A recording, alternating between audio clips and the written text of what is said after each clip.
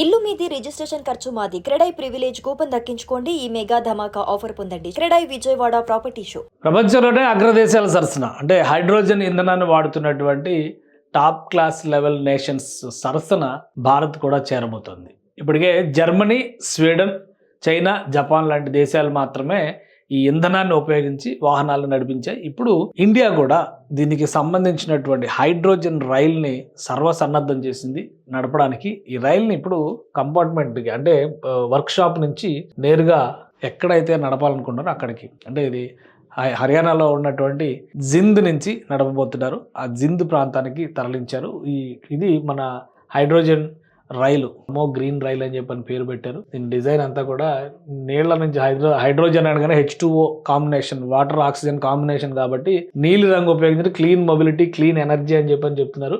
Sonepat to Jind అనమాట. ఇది దీని నడపాలి, ప్రయోగాత్మకంగా నడపబోతున్నటువంటి ప్రదేశం. సో ఆ ప్రాంతానికి ఇక్కడ నుంచి అక్కడికి తరలించారు. అంటే ఎక్కడైతే దీన్ని వర్క్షాప్లో తయారు చేశారో అక్కడి నుంచి జింద్కి తరలించారు. సో ఇది ముహూర్తం నిర్ణయించాలన్నమాట. ఇక్కడ హైడ్రోజన్తో నడిపేందుకు కావాల్సినటువంటి వాహనాలు, ఎందుకంటే దీని ఇంధనం హైడ్రోజనే.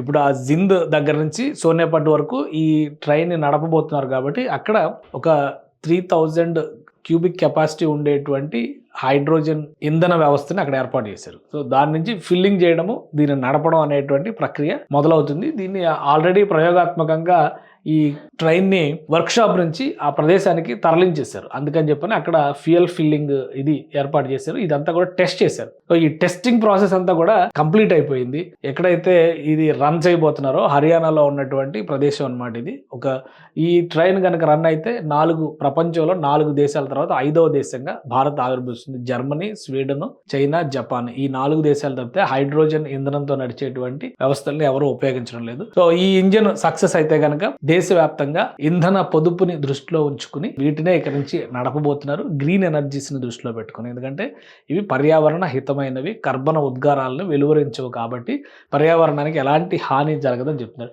ఫస్ట్ ప్రయోగాత్మకంగా ఆ స్టేషన్లో ఏర్పాటు చేసినటువంటి ఫ్యూయల్ ట్యాంక్ నుంచి ఫిల్లింగ్ జరిగింది.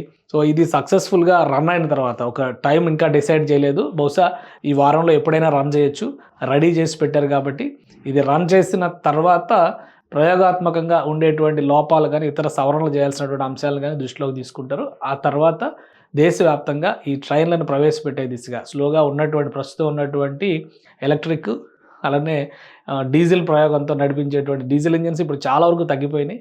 కానీ ఎలక్ట్రిక్ వాహనాలే ఎక్కువగా నడుస్తున్నాయి. దానికంటే హైడ్రోజన్ వెహికల్ జీరో ఎమిషన్ అనేటువంటి నినాదంతో వస్తుంది కాబట్టి దీన్ని తీసుకొచ్చేందుకు కేంద్ర ప్రభుత్వం సాయశక్తిలా కృషి చేస్తుంది. ఇంతవరకు ఆగాం కాబట్టి బహుశా నేను అనుకోవడం ఒక 10-15 రోజుల్లోనే ఈ ట్రయల్ రన్ జరిగిపోయేటువంటి అవకాశం ఉంది. ఆల్రెడీ ఇంటర్నల్గా ల్యాబ్ ట్రయల్స్ అంటారు కదా, ల్యాబ్ ట్రయల్స్ మొత్తం కూడా కంప్లీట్ చేశారు. సో హైడ్రోజన్ ట్రైన్ భారతదేశంలో అతి త్వరలోనే పరుగులు పెట్టబోతోంది.